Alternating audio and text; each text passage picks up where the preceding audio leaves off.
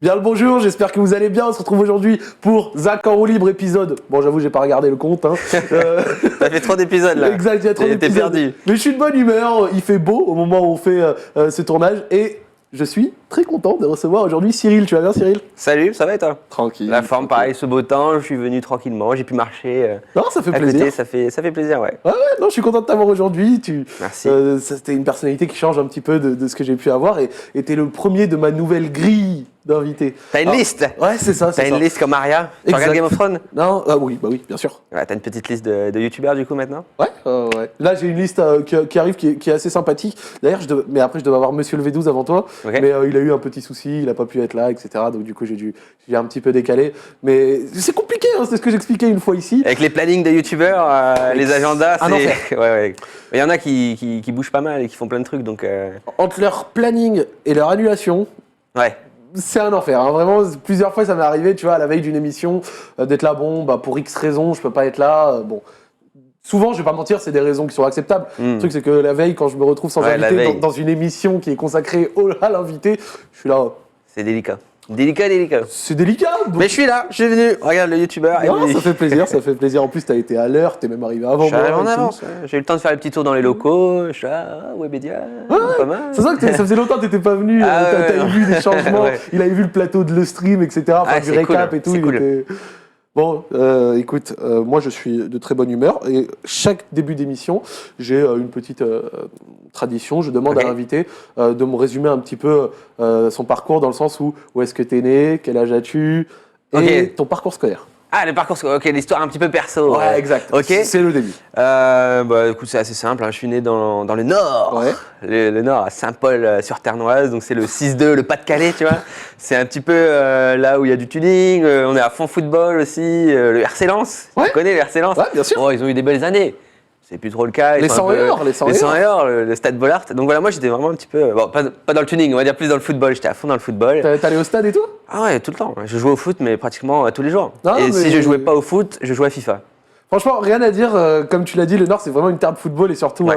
à Lens. Et si des Lensois nous regardent ou des fans des 100 et or, bah, vous avez Cyril. Ouais. Et gros respect à vous. Gros Non, respect à franchement, vous. c'est génial. Je trouve que c'est un bon univers et voilà. Et puis j'étais à l'école, j'étais un élève, on va dire qui avait toujours des bonnes notes, mais qui travaillait jamais et qui foutait un petit peu le bordel, quoi. J'étais un peu en mode fouteur de merde, on va Ouais, dire. bien sûr. Mais voilà. Et puis ensuite, donc collège, lycée, ça s'est bien passé. Puis ensuite, j'ai fait 2 années de fac. D'accord. J'ai fait un DUTTC, technique de commercialisation. Ouais, je connais.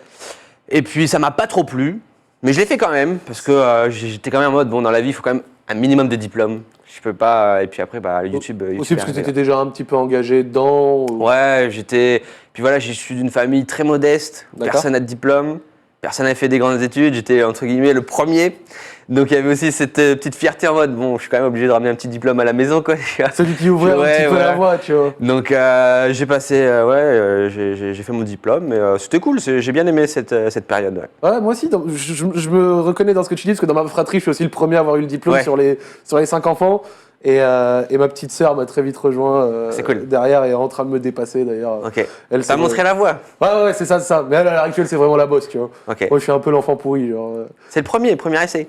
Ça ne peut pas être parfait, mais Non, il j'étais est là assez quand content, même. J'étais assez content. Donc, du coup, juste après ta fac et ton diplôme, t'as direct arrêté, tu t'es consacré à YouTube. J'ai fait les deux en fait. J'ai fait les deux. Mais bon, après, je sais pas, je pense qu'on revient sur le parcours YouTube, mais Ouais, bien moi, sûr. il est assez on va dire, dense, parce que j'ai commencé à 14-15 ans. Ouais. Donc, mais voilà, en fait, il faut. Dans ces années fac, c'est là où je me suis dit, en fait, YouTube, c'est ce que je veux faire. D'accord. Et du coup, je me suis dit, je peux pas tout abandonner et faire YouTube. J'ai pas eu, entre guillemets, les couilles. Je me suis dit, il faut quand même que j'ai mon diplôme, il faut que j'ai une perspective d'avenir. Ouais. Donc, j'ai essayé de faire les deux en même temps. Oh, mais ça va, ça a l'air quand même d'avoir bien réussi. Mais Ouais, désolé, c'est- c'est question un petit peu personnelle, je me permets. T'as quel âge, du coup? Là, je viens d'avoir 25. Ça va. On est dans la même. T'as quel range. âge? 24. Ah ouais, tu vas les avoir, les 25. Ça fait mal. Non, c'est cool. Non, moi, ça me fait mal. Ah ouais? Ouais, moi j'aime bien, je suis content. Tu sais, en plus, quand quelque chose te fait mal, tu perds un petit peu la notion du logique. Ouais. Et tu arrives à avoir des réflexions cons. Moi, quand j'ai eu 24 ans, je me suis dit, attends, mais ça veut dire que dans un an pile, j'ai 25. Ouais, c'est vrai que, en fait, on va dire que c'est les prochaines années qui sont anticipées. C'est le 27, 28 où là, ça va. Là, 25, ça va, on est encore. Ça va. On est encore là. J'ai vu, en parcourant un petit peu ta chaîne YouTube, tu vois, en préparant un petit peu l'émission, j'ai regardé tes premières vidéos. D'ailleurs, si à la régie, vous pouvez nous en trouver, genre la première ou la deuxième, un truc comme ça. T'étais un gros joueur Call of Duty, t'étais surtout un vieux de la vieille. Ah ouais. 8 ans. Ouais. Et ta encore. chaîne a plus de 8 ans. Et encore, j'avais une autre chaîne et il y a encore des vidéos avant ça, quoi. Vous avez tous une autre chaîne, les gars. Tous mes invités, dès que je leur raconte, je leur dis « Ouais, franchement, sur ta chaîne, ça fait 6-7 ans. » Et ils me disent « Il y a toujours un premier essai, toujours. Mais ouais, ça a même commencé un peu avant, mais c'est sur Call of Duty où vraiment je me suis découvert la passion de la vidéo, du montage, tout ça. Mais ouais, Call of Duty, c'est une grosse partie de mon histoire et une grande passion aussi. J'ai passé des mois et des années même à jouer à ça. Quoi, ouais, j'ai vu, t'as fait quelques montages. Comme toi aussi, je pense. T'as commencé sur lequel? Moi, j'ai commencé sur MW2. MW2 Genou, c'est le début, ça. Code 4, j'ai commencé Code 4. Ouais, Code 4, ça devient... Mais moi, j'étais un blédard parce que j'ai commencé Code 4 après qu'MW2 soit sorti. Ouais, ok. Tu vois ce que je veux dire? Moi C'était aussi, ma première Xbox, MW2 était sorti depuis 3-4 mois et là, j'ai eu Code 4. Ouais. Et ensuite, effectivement, j'ai eu MW2. Regarde, un petit peu ce que... Ah oui. Ça, c'était première réalisation, monsieur. Ouais, c'était avec les premiers montages. C'était franchement, ça, c'était un petit peu la révélation. Ouais. En mode, ok, c'est ce que je veux faire. Donc, les cinématiques, moi, j'avais pas de quoi filmer, en fait. Tu vois, à cette époque, sur Call of Duty. Donc, c'est quelqu'un qu'ils avaient filmé. Et moi, je mixais ça avec mes clips, avec mes frags. Et ouais, c'était la musique de Hans Zimmer. Ah, ce que j'ai demandé, c'était le mode studio? Ouais, c'est le mode studio de Black Ops, ça a changé ma vie, vraiment. Je pense que ça a changé la vie de pas mal de gens, hein, ce mode studio-là. C'est incroyable, parce que ça nous a appris en fait à faire des vidéos, à filmer avec un outil, avec une caméra, voilà, une caméra fictive en fait. Mais c'était génial, on pouvait bouger à 360 degrés, faire ce qu'on voulait. Et du coup, ça s'était transformé en studio de cinéma, où avec mes potes, les dimanches, on se mettait à 6. Ouais. Et alors j'étais là, alors ok, donc équipe A, équipe B, donc l'équipe B rentre en scène, vous lancez une Semtex. Moi j'étais là avec après la caméra en studio et tout. C'était énorme quoi, tu vois. En fait, c'est vrai que cette caméra fictive te permettait de faire un petit peu de réalisation, c'était c'est ça, et ça a vraiment, je pense, changé la vie de beaucoup maintenant de vidéastes qui sont soit même au cinéma, qui travaillent dans des studios de cinéma, ou alors des fois comme nous qui se sont lancés sur YouTube et tout. Quoi. Ça c'est trop bon souvenir quoi. C'est génial. Et sur ta première chaîne, merci la régie pour Ah oui, merci la régie, là c'était trop bien. Pas de soucis, c'était histoire de montrer un petit peu. Et sur ta première chaîne, tu faisais quoi? Parce que là, on a abordé un petit peu le côté un peu plus personnel, genre niveau jeux vidéo, je sais pas si comme moi, quelles étaient tes premières références peut-être hors Call of Duty? Si, il y en a eu bien sûr, je te demande. Il n'y en a pas eu. C'est vraiment Call of Duty, c'est la claque. Vraiment en mode, on peut faire des vidéos sur un jeu vidéo.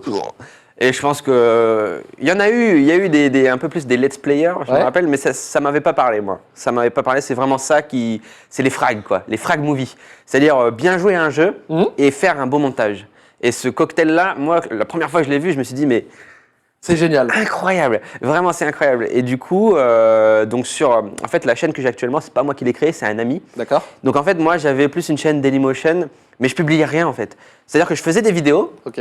Je passais des jours dessus et je les gardais sur mon PC. C'est quoi? T'osais pas? Je savais pas qu'on pouvait publier des vidéos en ligne et qu'on pouvait les partager. En fait, le problème, c'est que j'avais pas Internet.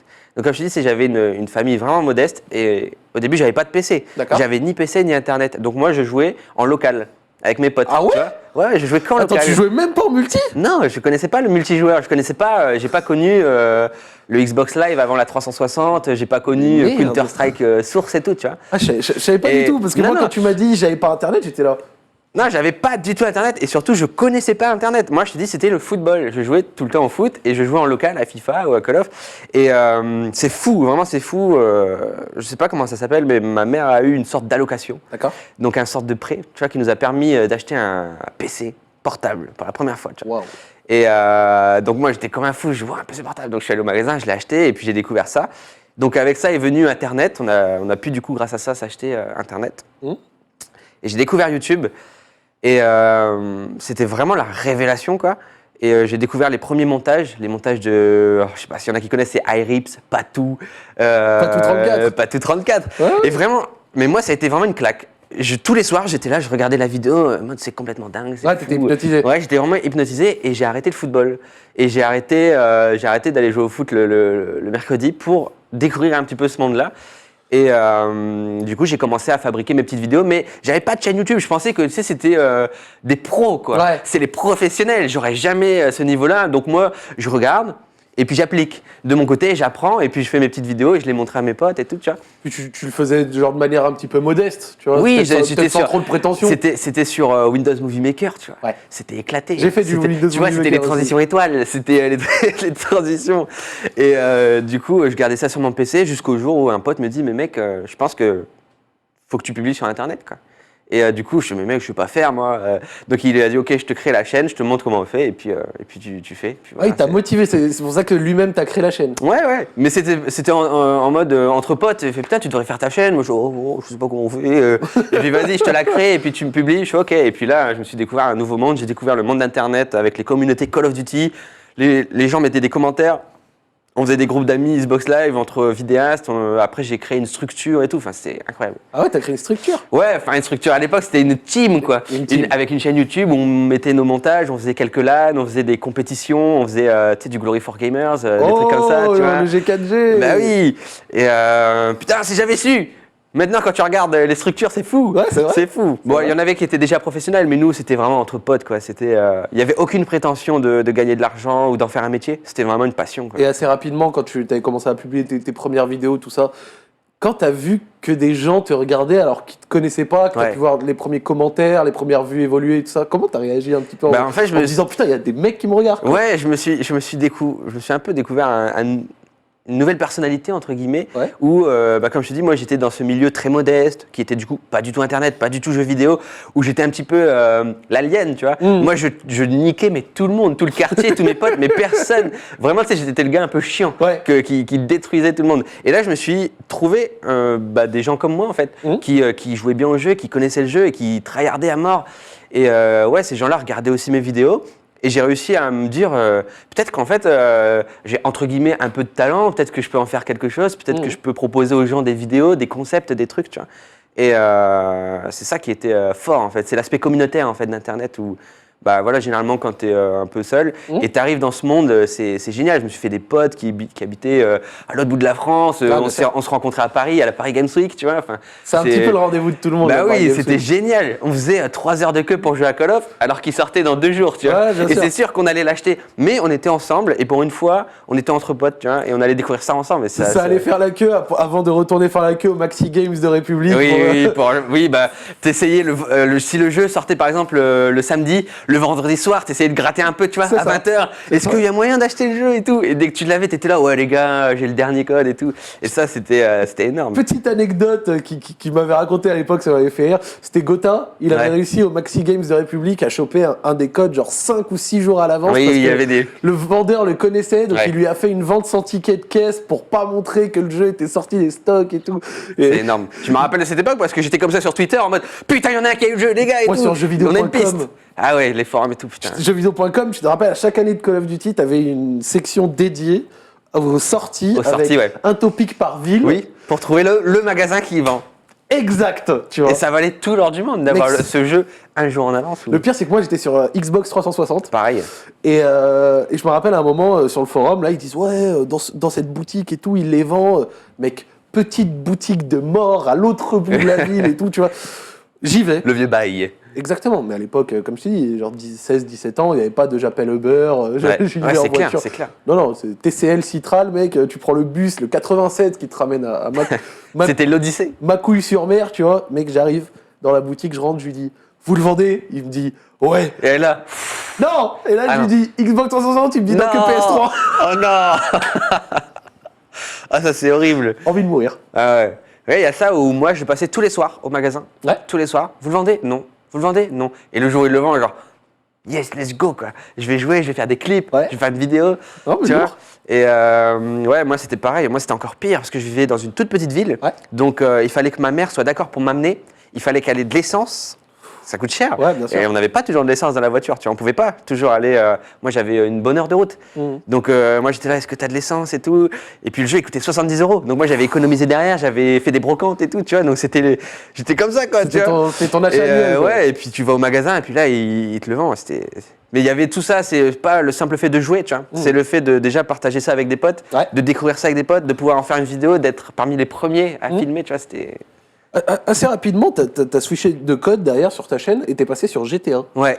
Et j'ai l'impression que GTA V, même encore aujourd'hui, ça a constitué une grosse partie de ton aventure YouTube. Ah oui, ça, je pense que c'est aussi, je pense que Call of Duty m'a ouvert une nouvelle voie, tu vois, il m'a montré des nouvelles possibilités. Je pense que GTA a carrément changé ma vie, tu vois. C'est vraiment le jeu qui m'a dit, je peux le faire en fait, je peux faire ça, je peux devenir entre guillemets youtubeur. Sur Call of Duty, j'en ai fait pendant peut-être 7 ans. Et vraiment, mon objectif de vie, c'était d'avoir 5000 abonnés. Tu vois. J'étais pas du tout en mode, je vais devenir youtubeur. Je vais avoir 5000 abonnés, je vais avoir 5000 gens qui regardent mes vidéos. C'est fou. Et puis, je m'arrêterai là. Après, je ferai ma vie de personne normale qui va faire ses études. Et sauf que, bon, bah, il y a eu la fac où je me suis dit, voilà, c'est fini la bonne époque du groupe d'amis Xbox Live. Maintenant, c'est la vie active. Il faut que j'ai mon diplôme, il faut que je me trouve un travail. Donc, j'ai arrêté YouTube.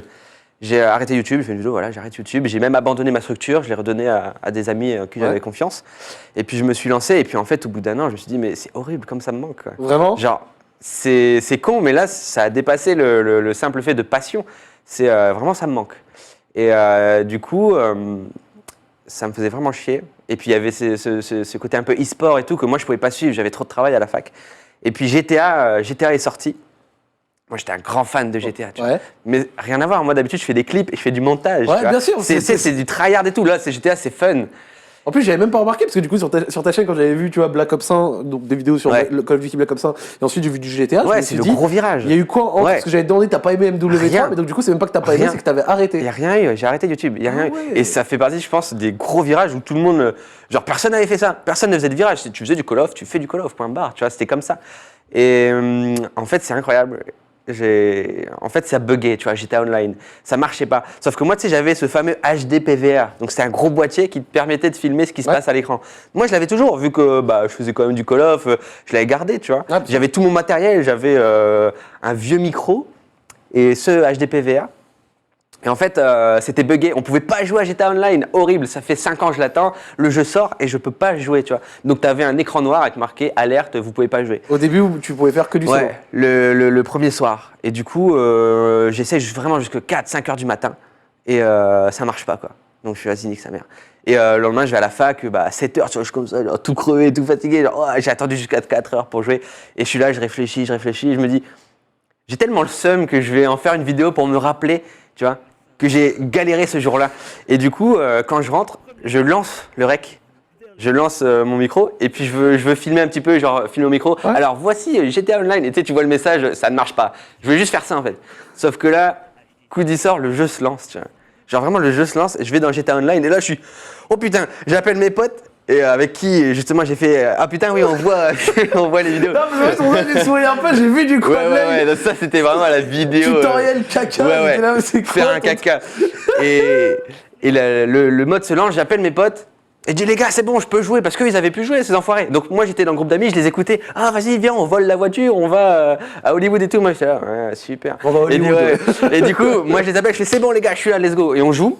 Et en fait, j'oublie totalement. Mais j'ai filmé tout ce qui vient de se passer, tu vois. Et j'ai passé une soirée de dingue. Et du coup, moi, je me dis, putain, c'est génial, j'ai tout. Ça va faire un super souvenir. Et je vais en faire une vidéo, tu vois. Genre, tu t'étais trouvé avec 3 heures de rush. Ouais, 3 heures de rush. Je me dis, putain, 3 heures, c'est trop long. Je vais pas pouvoir le mettre. En plus, je fais du Call of à la base. Ouais, donc, ça va bider. Les gens vont pas aimer. Mais c'est un bon souvenir. Du coup, je fais quelques cuts. Puis, j'en fais une vidéo de 10-15 minutes, tu vois. Des meilleurs moments, quoi.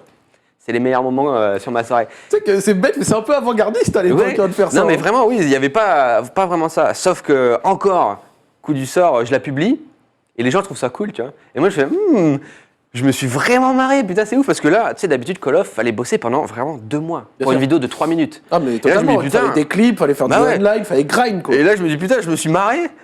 J'ai fait quelques cuts et tout, les gens kiffent. Et moi, j'ai trop kiffé.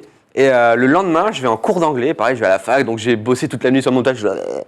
Et du coup, pour la première fois, je vais sur YouTube, mais sans compte YouTube, tu vois. Donc tu découvres la page d'accueil que j'avais jamais vue, c'est trop con. Tu vois. J'étais tellement avec mon compte, avec mes abonnements. T'avais jamais vu la page d'accueil. Pour la première fois, tu vois les recommandations. Parce qu'à l'époque, c'était totalement différent YouTube.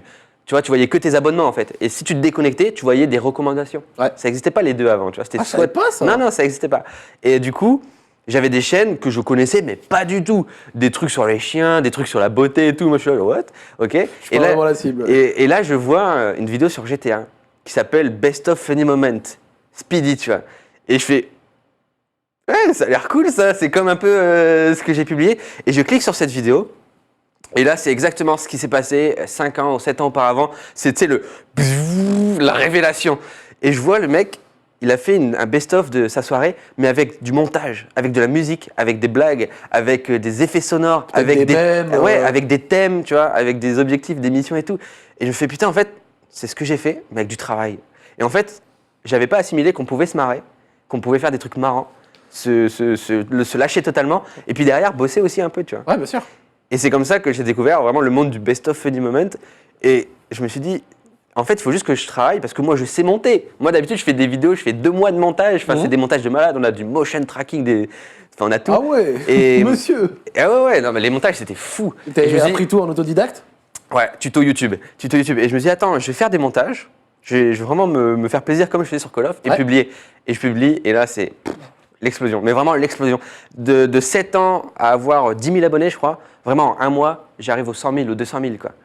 Tu vois, vraiment. Oh. Et là, dans ma tête, je me dis, mais qu'est-ce qui se passe? Ça devait être un truc de ouf. Qu'est-ce qui se passe? Parce que j'avais pas pour objectif de percer, entre guillemets, ou d'être hyper connu, ou de faire plein de vues. Ouais, mais c'était là, quoi. Ouais, juste, j'étais vraiment passionné par le truc, ça me faisait trop kiffer. Et en fait, ma passion se transformait en quelque chose que j'imaginais même pas, tu vois. Bien sûr. Ouais, et là, c'était une époque où j'étais perdu, quoi. Je me dis, mais attends, mais c'est mon métier, je vais en faire. Je pense qu'aujourd'hui encore, de la manière dont tu parles, ça avait l'air d'être une des meilleures périodes de ta vie. Ah non, mais c'était génial. Même si, du coup, je me suis dit, il faut que je continue la fac. Ouais. Et du coup, j'ai continué à travailler à la fac et à travailler mes vidéos. Vraiment, j'ai dit au revoir à ma vie sociale pendant une bonne année et demie, tu vois. T'étais productif un peu quand même? Je faisais une vidéo. Attends, mec, je faisais une vidéo tous les 2-3 jours. Okay. Je faisais mes partiels. J'allais en cours tous les jours, de 8h à 18h. Je prenais pas de pause le soir. J'avais un tout petit appart de 15 mètres carrés. J'avais un PC portable claqué. Ah, t'habitais tout seul déjà? Ouais, j'habitais tout seul. Ouais. Okay. Ouais, j'avais mon indépendance, mais en fait, grâce comment dire, à la bourse, quoi. Au Crous. J'allais dire au Crous, je me suis dit non, je vais pas le dire, ça se trouve, c'est pas ça. Ouais, si, c'est ça, c'est le Crous. J'avais le Crous, je gagnais 440 € par mois. J'avais l'APL pour payer mon loyer. Échelon 7, on est ensemble. Eh bah oui, si moi, il y avait personne pour me soutenir financièrement, tu vois, malheureusement, donc je devais me démerder, quoi. Et même, j'ai réussi à payer mon loyer, mes factures grâce à YouTube, au début. Bien. Grâce au fameux Best of Funny Moment. Machinima. Oh, le contrat où tu gagnais que des billes, quoi. Tu te faisais bien oui, je me faisais enculer, mais j'aimais ça, tu vois. J'étais passionné par... Machinima, à l'époque, vous êtes fait des tonnes de thunes sur le dos de milliers de personnes. Non, on avait des contrats, mais on savait même pas, tu vois. Genre moi, j'ai signé un truc, juste, tu peux gagner un peu d'argent en faisant des vidéos. Bah oui, je signe direct. Toi, t'étais... Oui, monsieur. Ouais, c'est ça. Apportez-moi le contrat sur un plateau. Mais vraiment, j'étais par contre vraiment refait. Ouais. J'étais tellement fier. En mode, mais là, j'ai gagné 500 €. Ce mois-ci, là, j'ai gagné 500 € avec mes vidéos. Mais même mes potes étaient, mais mec, c'est génial. Ce que j'ai dit, tu racontais ça même à tes parents, quoi. Ils devaient être mais ils comprenaient pas trop. Ouais. Il fallait faire un compte PayPal à l'époque et tout. Ma mère voulait pas. Elle fait, c'est quoi PayPal et tout. Je fais, si, je suis sûr que je vais pouvoir gagner un petit peu d'argent et tout. Il faut juste ton nom. Moi, j'avais 16 ans, tu vois, quand j'ai fait mon PayPal. Et finalement, ça m'a ouvert une perspective d'avenir énorme. Et donc du coup, j'ai regardé un petit peu et tu as fait du GTA pendant quand même une bonne période. Et surtout, ça marchait très très bien. Ah, ouais. Je crois que j'ai revu, quand j'avais jeté le coup d'œil, je crois que ta première ou dans une de tes premières vidéos GTA, il y en a une qui a 1,5 million direct. Ouais. Ça marchait. Non, c'est incroyable. En fait, c'est toujours exponentiel sur YouTube sur les années. Tu vois, aujourd'hui, par exemple, le prochain YouTuber qui va buzzer, je pense qu'il va buzzer, mais violemment. Et moi, je pense que j'ai fait partie des premières vagues, des premières nouvelles vagues de YouTube. Ouais. Où tu sais, on avait toujours Diablo X9, DiggyDix et tout. C'était génial cette époque. Et puis ensuite, tu as eu d'autres gens qui ont commencé à arriver. Et moi, j'ai fait partie aussi de ces nouvelles vagues aussi. Il y avait Squeezie bien avant moi. Moi, je suis arrivé après avec GTA. Et oui, j'avais peut-être grand max 100 000 abonnés, mes vidéos elles faisaient 1,5 million. Ça n'existait pas, tu vois. C'était des ratios. Oui, c'était un nouveau standard, c'était une nouvelle vague, c'était une nouvelle communauté, une nouvelle façon de voir la vidéo. Et moi j'étais en plein dedans, quoi. Et je bossais, je trimais parce que je savais qu'un jour ou l'autre ça allait me servir, tu vois. Ouais. Donc je bossais à fond, quoi, pour me donner vraiment toutes les chances. Je me dis, ça peut s'arrêter du jour au lendemain. mais je vais tellement bosser, je vais tellement me donner et tellement être au top et aussi me faire plaisir, tu vois. Il faut que je kiffe cette aventure. Pour moi, c'était vraiment une odyssée, quoi. Je me suis dit, vas-y, je me lance. Et je me suis dit, il faut que je tienne dans le temps. Et j'ai fait plein de vidéos avec mes potes. On s'est éclatés, on faisait des petites maps. Tous les soirs, on se faisait des petites playlists de maps. Et j'ai fait peut-être 40 épisodes de GTA Best of Funny Moment, quoi. Parce que c'est ce que j'allais te demander. Moi, par exemple, j'ai pas grind GTA, tout ça, tu vois. Ah, je l'ai poncé. Et j'allais te demander quels étaient les différents concepts et tout que tu pouvais faire dessus. Tout ce qui est, en fait, c'est simple. La base, l'idée de base, c'était comment est-ce qu'on se marre, tu vois, comment on se fait plaisir. Comment est-ce qu'on tape des délires? Et moi, c'était ça, entre guillemets, ma recherche. Alors, on faisait des petites maps, on faisait des délires, on prenait des hélicos avec des tanks. Enfin, en fait, c'est exactement ce que fait Fortnite un peu au début avec le mode créatif, tu vois. Okay, c'est comment est-ce qu'avec, entre guillemets, ce qu'on nous donne, avec la matière qu'on a sur GTA, comment est-ce qu'on peut se faire plaisir? Donc moi, le but, c'était vraiment, d'un côté, apporter quelque chose de nouveau aux gens, tu vois. Ouais. Leur dire, regardez, on a inventé un mode de jeu, on a inventé un délire. Et le tout en restant avec mes potes et moi en me marrant en fait, comme j'avais fait le premier soir, tu vois. Il fallait que je me fasse plaisir sur ce tournage. Ouais, ça restait un petit peu dans cette lignée. Je suis un gros grinder de GTA, je suis un gros fan, tu vois, donc j'adorais ça, tu vois. Plus je jouais, mieux c'était. J'ai même créé des trucs, des playlists, c'était le délire ultime, on appelait ça, où la vidéo elle durait 1 heure, mais nous on jouait pendant 4 heures non-stop, tu vois. Et on était là pendant 4 heures, je me marrais à fond, tu vois, pendant 4 heures, à balancer des blagues et tout. Mais parce qu'on aimait ça, en fait. Et moi, je savais que j'aimais ça, donc je me suis dit, faut pas que je me prive. Il faut que j'y aille à 200%. Et si je veux tourner toute la nuit, je tourne, et puis voilà, quoi. Ouais, là, je me dis, le 5, il est sorti en 2013. Ouais, 2014, je crois, 2013-2014. 13-14, dans ces eaux-là, tu vois. Et le 6, il vient quand, du coup? Parce que ça va faire 6 ans, là, 5-6 ans. Franchement, bah, là, ils ont sorti Red Dead Redemption 2. Je pense qu'il va pas tarder, hein, pointer le bout de son nez, encore une petite paire d'années, peut-être un petit 1 ou 2 ans, 2-3 ans. Tu penses qu'il va pouvoir un peu secouer le cocotier ou pas, le 6? Bah oui, je pense. Hein. Déjà, c'est le mode online, quoi. La construction de la chose, c'est que tu avais aussi le mode studio, comme dans GTA, où tu pouvais créer. Donc moi, c'est un truc que j'ai fait direct, créer des cinématiques. Chaque début de vidéo, il y avait une petite histoire, un petit film, tu vois. Donc j'étais là, tu poses les caméras, tu poses les acteurs. J'ai même fait un court-métrage qui mixe des plans en réalité et des plans dans GTA. C'est pété, tu vois, parce que j'ai fait ça en 2014. Mais tu vois, c'est des outils comme ça qu'on te donne. Et en fait, ça m'a montré que, hey, j'ai envie de faire des courts-métrages, en fait. Tu vois, grâce à cet outil-là. Et puis, non, je pense que si un GTA 6 arrive, je pense qu'il va être violent, quoi. Il va être violent. C'est Rockstar, ils ont un budget immense, ils ont des bonnes idées. Ça va être ton jeu, un peu. Bah, en tout cas, en perso, c'est sûr. Après, je sais pas si j'ai encore ce statut de faire du jeu, de faire du best of any moment pendant. Mais c'est sûr que façon 2019. Oui. Mais personnellement, c'est sûr que je vais l'acheter Day One, c'est sûr que je vais y jouer. Tu vois. Lourd. Comme Red Dead il est sorti, je suis pas sorti de chez moi, je l'ai fini. Pendant tous les jours, 9h, minuit, 9h du matin, minuit, j'ai joué. Vraiment, j'ai joué. Et par contre, j'ai pas fait de vidéo parce que là, je me suis dit, c'est mon plaisir. Et maintenant, YouTube, ça demande beaucoup de travail, ça demande beaucoup d'investissement. Et je me suis dit, j'ai pas envie pour l'instant de travailler sur cette licence qui me tient à cœur. Tu vois. J'ai envie d'en faire mon petit plaisir. Et vraiment, je l'ai grindé, je l'ai poncé, j'ai adoré ça. Ouais, t'as kiffé vraiment. Et après, par contre, c'est génial parce que Rockstar sort le mode solo et ensuite ils sortent le mode multi. Ouais. Moi, c'est génial pour moi parce que du coup, je fais le mode solo pour moi, tu vois, je joue. Et puis quand le mode multi sort, bah, je peux jouer avec mes potes, je peux faire des vidéos et tout, quoi. Donc ça, c'est top. Lourd.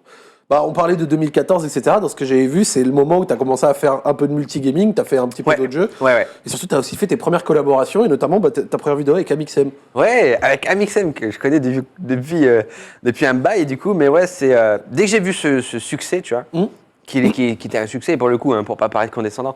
Mais c'est vrai que très vite, les centaines de millions de vues, hein, on se parle de centaines de millions de vues, de centaines de milliers d'abonnés, voire même de millions.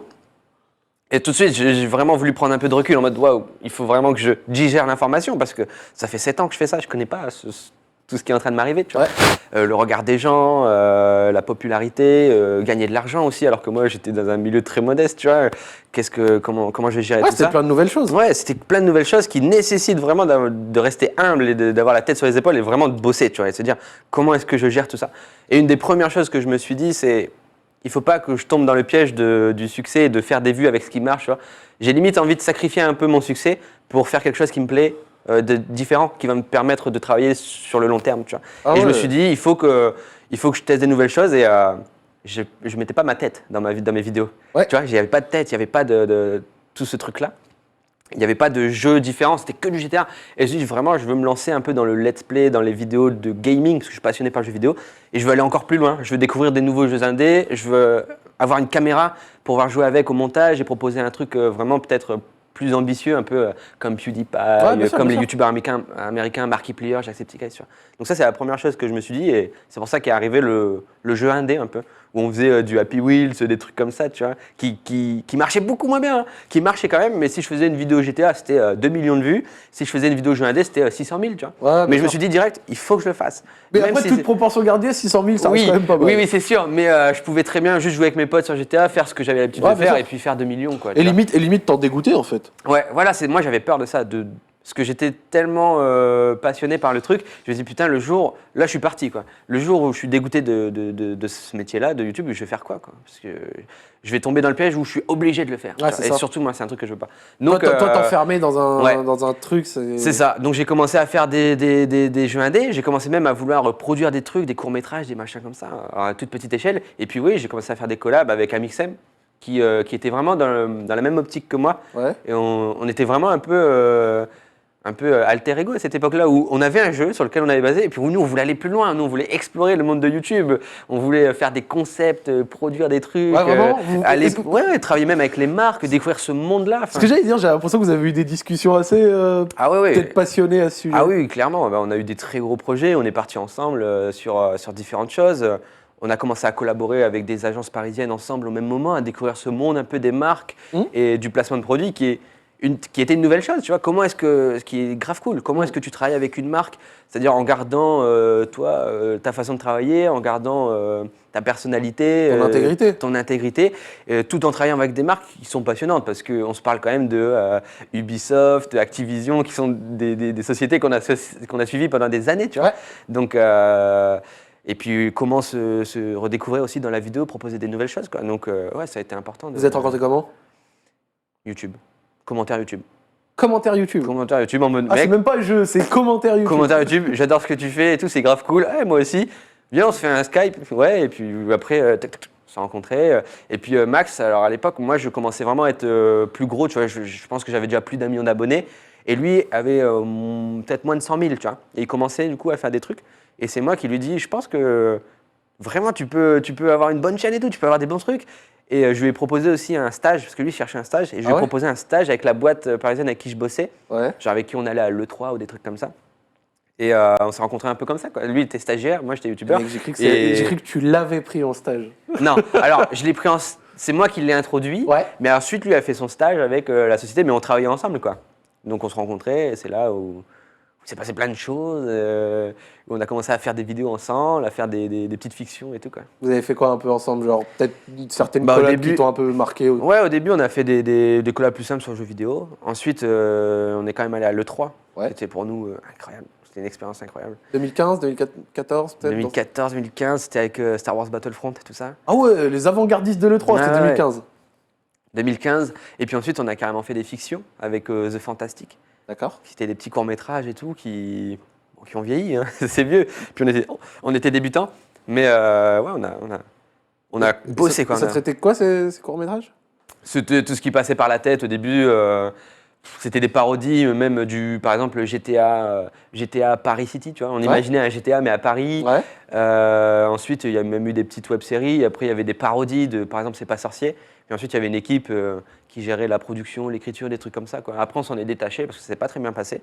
Mais du coup, on a fait notre route, quoi. On a continué, mais on a appris beaucoup de choses. Et c'est là où aussi on a appris à faire des vraies vidéos, quoi. Moi, je m'étais posé une question, c'est que lui, du coup, en grandissant, moi personnellement, je vais te dire, je suis un grand fan d'Amixem. Moi, j'adore vraiment ce qu'il fait.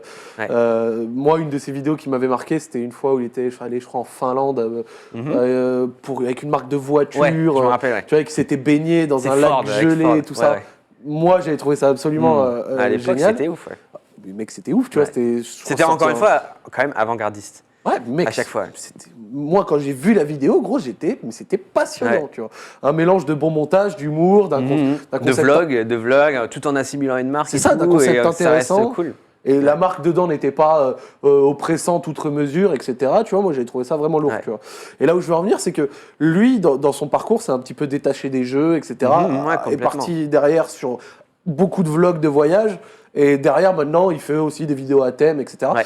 Quand tu l'as vu évoluer comme ça, toi, ça t'a pas, quand tu vois ton pote comme ça évoluer, ça Ouais. t'a pas donné envie de peut-être faire pareil, ou alors toi, t'es resté sur ton créneau qui te plaisait? Exactement, tu as résumé. Le dernier, c'est que je suis resté sur ce que j'aimais et je pense que chacun a ses visions des choses et Ouais. un peu ses goûts, tu vois. Bien sûr. Et ça se voit que Max est beaucoup plus à l'aise sur des formats maintenant, tu sais, où ils sont en collectif, où Ouais. ils font de l'humour, des trucs comme ça. Et moi, c'est pas forcément ce que j'aime par-dessus tout, tu vois. Moi, je suis resté un bon moment. Quand lui s'est détaché du jeu vidéo, moi, je suis encore resté un bon moment sur le jeu Ouais, vidéo. voilà. Parce que simplement, j'aimais ça, en fait. J'étais très à l'aise dedans. J'aimais beaucoup ce que je pouvais produire. J'aimais me marrer sur ça. Donc j'ai continué. Et puis non, après quand je l'ai vu, oui, commencer à... Alors là c'est marrant, mais sur les premiers concepts, où c'est quand je commençais justement à me diversifier un petit peu, à faire des trucs avec les commentaires des gens, ou à parler un peu de YouTube, tu sais, où mon produit c'était plus du jeu vidéo, Ouais. mais pourtant je gardais la même approche. C'est en facecam, j'avais ma souris, et puis j'allais sur YouTube, je parlais de trucs, de machin, c'était marrant. Et ça marchait correctement. Et Maxime, lui, il a fait vraiment avec une autre ampleur, avec Le Bon Coin, avec des trucs qui étaient totalement différents, tu vois. Et ça a marché de ouf pour lui. Mais moi, j'étais super content, tu vois. C'est cool, tu vois. Genre, de toute façon, c'est simple. À Mixem, j'étais toujours devant lui, entre guillemets, en termes de stats. Ouais. Et puis ensuite, il passait devant moi. Puis ensuite, il est parti vraiment beaucoup plus loin que moi. Et c'est très sain. Et tant mieux, tu vois. Je veux dire, s'il a réussi, c'est cool. Ouais, bien sûr, bien sûr. C'est trop bien. Et tant mieux, en fait. Pour moi, c'est une force. Parce que si mes amis, si on s'entend toujours très bien, et s'ils vont encore plus loin, moi, je peux aussi suivre. On va pouvoir en profiter. Et lui aura des opportunités que moi, j'ai pas. Mais je pourrais lui apporter d'autres opportunités. Puis on va travailler ensemble. On Et va puis trouver c'est des trucs. inspirant aussi. Et c'est inspirant et tu regardes un petit peu son modèle, ce qui fonctionne, tu peux prendre quelques petits ingrédients, C'est ça. tu parles avec lui, enfin c'est très bien, tu vois. Des fois, il y en a qui, sur YouTube, hein, tu vois, des fois, les gens sont un peu amis, Ouais. puis ça commence un peu à buzzer chez l'un ou chez l'autre, puis ça se sépare, il y a des duos qui se séparent, il y a des groupes qui disparaissent et tout. Bah voilà, c'est parce que il n'y a pas eu de discussion. Ouais, c'est on est ou- potes, mais Ouais. tant que tu fonctionnes pas plus Ouais, que voilà, moi, c'est ça. quoi. C'est beaucoup ça, YouTube. C'est tant que tu me fais pas d'ombre, je t'aime bien. Mais après, Ouais. attention, moi, je suis pas du tout comme ça. Si j'ai des amis qui réussissent, je suis très content pour eux. Et au contraire, c'est un moyen aussi d'échanger et de continuer à évoluer, tu C'est vois. bien, t'as une bonne mentalité sur la question, parce qu'on en parlait une fois ici avec un autre invité, c'était Ouais. l'importance de l'entourage dans ta réussite. C'est primordial. C'est à quel point c'est C'est primordial, primordial. et à quel point ton entourage peut te tirer vers le haut, t'influencer dans ton contenu, dans ce que tu fais Ouais. au quotidien, tu vois. De la même manière, comment il peut te baisser, comment il peut te flinguer dans ce que tu fais et Ouais. tout ça. Ouais, c'est clair. Et ça va, ouais, t'as l'air de prendre la chose correctement. C'est important, je pense. En plus, ils ont un avis qui est différent du public. Les gens, si tu regardes sur une chaîne YouTube, ça arrive pratiquement jamais qu'une communauté se soulève contre le créateur, tu vois, qu'ils disent Ouais. oh, tu fais de la merde. Généralement, c'est plus mitigé en mode oh, on n'aime pas trop là. Ou alors, c'est vraiment une communauté tierce qui va venir. Là, il y a un drama où ils viennent. Mais en soi, tes abonnés, c'est un peu des amours, quoi. C'est Genre, les frères. c'est vraiment, c'est des vrais. Quoi que tu fasses, ils vont quand même te soutenir. Donc, c'est important aussi d'avoir peut-être des gens chez qui tu peux déjà t'inspirer, chez qui tu peux regarder d'autres exemples, mais Ouais. aussi qui peuvent te donner un peu de recul sur ce que tu fais et te dire, voilà, c'est pas terrible. Ou au contraire, mec, c'est excellent. Quand un youtubeur te dit, mec, c'est excellent, ça vaut vraiment, je pense, des milliers et des milliers de commentaires. Ouais, bien sûr, parce bien qu'ils sûr. ont l'approche du milieu et tout, quoi. C'est entre guillemets la reconnaissance d'un confrère. Ouais, c'est ça. Qui lui connaît aussi les problématiques, donc ça fait toujours plaisir de se dire, ah, j'ai réussi aussi bien au public qu'avec les youtubeurs, quoi. Lourd, lourd, lourd. Et donc, du coup, j'ai vu avec le temps, tu l'as dit toi-même, tu as fait en quelque sorte une sorte de step-up dans ton contenu où tu as acheté une belle caméra, un bon Ouais, micro. les premiers, ouais. Et donc, du coup, tu en as sorti un peu moins, mais ce que tu sortais était C'était plus supérieur. quali, ouais, Voilà, ouais. c'était beaucoup plus Ouais. quali. Et cette approche est venue naturellement, en fait. Ouais, en fait, c'est simple déjà, ça part du postulat que je faisais tous les montages. Ouais. Et quand tu arrives à 300, 400 vidéos de montage, c'est-à-dire que tu tournes, tu montes, tu tournes, tu montes. Vraiment, jusqu'à facilement 1,5 million, 2 millions d'abonnés. Tu montais encore Oui, largement. Et surtout, je montais, mais comme jamais, quoi, toute la soirée, toute la journée. Wow. Et puis, c'est pour ça que des fois, tu regardes les vidéos, tu dis, oh putain, c'est un peu de la merde. C'est normal, parce qu'en fait, tu étais en burn-out, quoi. Un burn-out complet. Et j'arrivais pas à ne pas faire, entre guillemets, bien, tu vois. J'arrivais pas à me dire, mon montage, je veux qu'il te défonce, je veux qu'il y en ait à mort, tu vois, je veux que ça pète de tous les sens. Ah, bien sûr. Et du coup, je me suis dit, on va entre guillemets changer un petit peu de ligne édito. Ouais. Parce que le standard, c'était une vidéo par jour. Mais moi, c'était impossible. Parce que le standard, c'était on, salut, aujourd'hui, on va jouer un machin, off, et on publie. Moi, j'étais pas du tout dans ce délire-là. Moi, Ouais. c'était vraiment, je tourne en mettant beaucoup de mise en scène, en mettant plein de trucs, et après, je remettais plein au montage. Donc je me suis dit, tant pis, je vais prendre ce qui se fait un peu à contre-pied pour une fois, pas suivre la vague, et je vais pas mettre beaucoup de vidéos, mais chaque vidéo sera normalement très bien. Et peut-être que ça me servira, et peut-être que les gens le verront, et peut-être qu'ils vont me soutenir grâce à ça. Et ouais, du coup, je faisais 1-2 vidéos par semaine au lieu de 6-7, et puis ça marchait bien. Ouais, c'était un parti pris. Ça a fonctionné. Et puis ça m'a fait du bien aussi d'être moins stressé, tu sais, de bombarder, et puis on perdait un petit peu de cette, entre guillemets, c'était moins naturel, quoi. Tu vois, Bien sûr. Donc je préférais vraiment choisir le jeu que j'aime, faire une vidéo dessus, faire un bon montage, balancer. Et à l'heure actuelle, t'as une équipe qui travaille avec toi ou À l'heure actuelle, je suis toujours quand même suivi à mort sur les montages. Je fais toujours les vlogs. Généralement, c'est la production, même sur le dernier. Alors, pas sur le gros clip, mais sur des petits clips, des petites réals. C'est moi qui réal et qui monte. Et par contre, sur les vidéos humour et jeux vidéo, j'ai 2 monteurs avec qui je bosse. Alors, je leur donne tous les éléments. Je suis le cours du montage et puis ensuite, on upload. Mais sinon, je serais incapable aujourd'hui entre les produire, aller à droite, à gauche, voyager, écrire des trucs, tourner, enfin c'est impossible. Le rythme, il est insane. Si tu fais encore tes montages, ouais. gars, donc non, j'en fais certains. Ouais. J'en délègue certains. Et sur lesquels, par contre, je suis toujours, et je suis même un peu chiant, je pense, sur très tatillon, où je donne même le timecode. À ce moment-là, il faut vraiment qu'il ça, dans l'intro, je veux des flammes là, il faut, tu vois. Mais c'est parce que je veux garder. Moi, j'aime le montage, tu vois, je veux garder un peu la mainmise sur ça. Mais au fil des années, les monteurs prennent beaucoup d'expérience. Maintenant, oui, j'en ai 2, dont un que j'ai formé entièrement. Comme ça, il monte comme moi, en fait. C'est-à-dire qu'il ne savait pas monter avant et je lui ai tout appris. Eh bien, tu as pris le temps de le faire. Moi, il y a beaucoup de youtubeurs qui me disent « Ouais, mais moi, j'ai essayé des monteurs, mais ils ne montent pas comme je le fais. » Et moi, je lui dis « Mais gros, si tu lui laisses une ou 2 vidéos de test, il ne pourra jamais le faire. C'est ça. Il ne pourra jamais. » C'est super important de garder. Oui, il a besoin de beaucoup plus pour que ce soit personnel. Quoi. Ah, c'est ça. Donc du coup, moi j'ai pris. C'est un mec à qui je tournais les vidéos sur GTA, qui avait pas trop de taf et qui était un peu perdu quoi. Donc je lui ai dit écoute, je vais te prendre, je vais t'apprendre pendant peut-être 6-8 mois. Je montais les vidéos, je lui montrais, je lui apprenais, on continuait, pour que vraiment ce soit mon clone quoi, tu vois, pour qu'il pense comme moi. Je voulais qu'il pense et qu'il monte comme moi. Et au final, ça a vraiment marché. Personne ne voyait la différence entre une vidéo que moi je montais et que lui montait. Et puis en plus c'est un pote, tu vois, donc c'est cool. Et puis là, j'en ai pris un deuxième qui lui, par contre, avait vraiment un bon niveau de montage. Il s'appelle Lefi et qui apporte aussi des nouvelles choses, du coup. Donc je lui garde toujours un petit peu son côté créa et puis je prends aussi un petit peu le mien. Et puis on essaye de mixer sur des idées. Et puis du coup, avec ces 2 monteurs-là, ça marche super bien, donc c'est cool. Quoi. J'ai remarqué que tu aimes bien faire des trucs un petit peu. Alors, je vais dire communautaire, genre où tu fais un petit peu participer la communauté YouTube. Je pense notamment à ton Cyril Challenge que tu avais fait sur MWR. Ah oui, c'était cool. Il y a 3 ans, je l'avais fait d'ailleurs. Ah oui. Putain, alors, t'as gagné ? Ouais, je l'avais battu. C'est vrai, tu m'as battu ? De petit, c'était chaud. Mais surtout, à l'époque, j'étais choqué de voir ton niveau. Ouais, bah, j'étais chaud, j'étais vraiment chaud. J'ai joué 7 ans. Mec, cargaison, sniper comme ça, tu les avais enchaînés les modes. C'est un V1 cargo code 4. Je connaissais tous les spawns déjà, tu sais. À l'époque, tu spawn kill quoi. Tu tirais dans le cargo à droite à gauche, tu faisais un turn à 90, tu tirais sur le cargo un peu à gauche. Enfin... Même moi à l'époque, qui regardais pas trop ton contenu, on sentait un peu une inspiration PewDiePie, mais ça rendait bien. Quand je disais PewDiePie avec la cam, tu vois, passer bien un sûr, peu j'essayais de mixer un petit peu, de rester Cyril, en prenant aussi des choses un petit peu plus intéressantes, en faisant participer aussi à la communauté. Mais ouais, moi j'aime beaucoup, en fait j'adore voir les gens créer des trucs avec moi. Tu vois, c'est pas pour moi, mais avec moi, de lancer des délires, et puis les gens le font. Et c'est toujours intéressant, puis c'est inspirant, tu vois, d'échanger un peu. Donc moi, j'avais suivi un petit peu forcément les vidéos. Hein, bon, j'en ai oublié quelques-uns, mais il y avait aussi Saxi, il y avait Gotaga qui l'avait fait, qui avait tryhard toute Sky. Sky, tout le monde, et c'était trop cool. Après, c'était Call of Duty, donc forcément, il y a des mecs qui me traitaient, qui disaient que c'était pas vrai, que soit j'avais un cheat, bon, c'est pas grave. Mais ça, on s'en bat les couilles. Je trouvais ça génial qu'il y ait plein de... Parce qu'il y avait une chose, c'est que déjà, Call of, c'était un peu mort, tu vois. Moi, j'avais la chance d'avoir une chaîne vraiment active. Je me suis dit, franchement, les youtubeurs codes, c'est un peu mort là. Allez, viens, on lance un truc là, on va faire bouger un peu. Mais mec, c'était cool, mettre un coup de pied un peu dans la fourmilière. Et puis ouais, je voyais tout le monde faire ça, je voyais les gens essayer en commentaire, je voyais leurs vidéos, c'était génial. Et dans plein de vidéos, j'essaie de faire ça, surtout jeux vidéo, de faire gagner des trucs ou d'inviter quelques abonnés. Et puis créer un petit concept, et ça c'est cool. C'est génial, moi j'aime bien ce délire de faire participer un petit peu tout le monde. C'est dur, c'est très dur.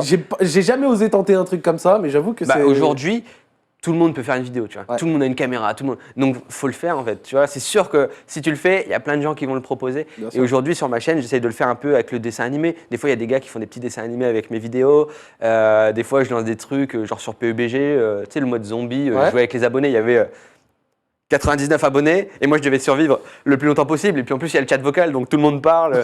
Mais voilà, ça aussi, ça a ses risques. Hein. Ouais, Du coup, bien il y a le sûr. chat vocal. Donc forcément, il y a des mecs qui insultent. Il y a des... Ça, il y a pas donc- eu trop de mais ça dingueries. fait partie du jeu, tu vois. Genre, t'as entre guillemets des millions d'abonnés, donc tu peux pas avoir tout le monde entre guillemets qui t'aime et qui est là. Ah, c'est normal, tu vois. Bien Si sûr. t'invites 99 personnes, il y a des gars qui vont te trash talk, c'est Bien sûr. sûr, bien sûr. Mais c'est marrant, tu vois. C'est marrant de voir un peu tous les gens, de voir les gens créer des trucs. J'aime bien. On en parlait un petit peu hors caméra avant l'émission. Ouais. On parlait qu'à l'heure actuelle, bon, moi c'était mon avis, mais que jeux vidéo, il n'y avait pas grand-chose, etc. Moi, je voulais évoquer une partie, c'était la difficulté de se renouveler. Ouais. Et toi, j'ai l'impression que tu y arrives sans souci, genre tu as toujours une idée. Dans le jeu vidéo ou en Dans le jeu global? vidéo, ouais, Dans le jeu vidéo. Ou même en global, mais. Bah ouais, je pense que le jeu vidéo est au même titre que le global, c'est que de toute façon tout évolue, Ouais. même le standard de la vidéo évolue. Je pense que pour se renouveler, il faut vraiment avoir beaucoup de recul, tu vois, sur son travail et toujours trouver. Le but c'est pas de comment je vais faire de nouvelles choses, tu vois. C'est le but c'est qu'est-ce qui va m'intéresser là, qu'est-ce que j'ai envie de faire. Et c'est sûr que si tu suis cette voie-là, tu vas te donner à fond, tu vois, parce que tu le fais aussi pour toi. Après, il faut être sensible à ce qui se fait quand même. Il faut pas se mettre dans une bulle en mode je vais faire un truc qui ne correspond qu'à moi et ce sera une niche et tout. Tu vois, il faut être aussi ouvert au succès des autres, au public aussi, à leur retour, tu vois. Eux, qu'est-ce qu'ils aiment? Est-ce que moi ça peut me plaire? Toi-même, tu t'es consommateur de contenu sur YouTube? mort. À Ouais. mort, bah oui, à fond. Mais c'est la base. Hein. Tu peux pas, il faut être intéressé, il faut avoir envie, il faut aimer entre guillemets ce que tu fais pour, ouais, se renouveler. Pour moi, comme tu dis, c'est pas, je me renouvelle, mais moi c'est simple, c'est qu'est-ce que j'aime là? Parce Tu que vois, c'est compliqué, hein. Et là, Bah, ce que t'as évoqué un truc intéressant, c'est que t'as dit, au lieu de chercher ce qui va être différent, je vais chercher ce qui m'intéresse. Ouais, c'est ça. J'ai eu une période où je faisais que des vlogs, tu vois. Et pourtant, ça faisait pas forcément des vues. Ça faisait même pas beaucoup de vues en fait. Ça faisait 60% moins que ce que ça faisait d'habitude, tu Habituellement. vois. Mais juste, je kiffais tellement. Je kiffais tellement le faire, ça m'a fait du bien. Et en faisant ça, bah, du coup, ouais, j'ai une autre approche autour de la caméra, autour des plans. Et puis aujourd'hui, je suis capable de produire des petits docus ou des petites vidéos vraiment bien produites ou même de réaliser Ouais. grâce à ça, parce que j'ai fait ce que j'aimais.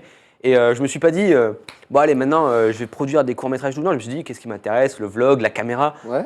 Vas-y, allons, testons des trucs.